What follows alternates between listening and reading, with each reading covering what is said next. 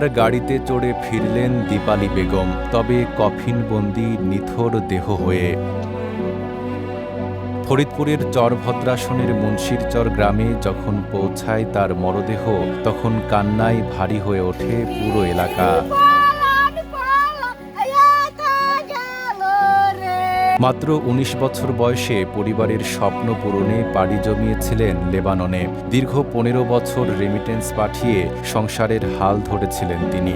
গত ৮ April বৈরুতে Israeli বিমান হামলায় গুরুতর আহত হন দীপালি। পরে চিকিৎসাধীন অবস্থায় মৃত্যু হয় তার।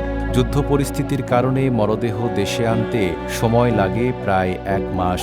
অবশেষে দুবাই হয়ে দেশে পৌঁছায় দীপালি বেগমের কফিন।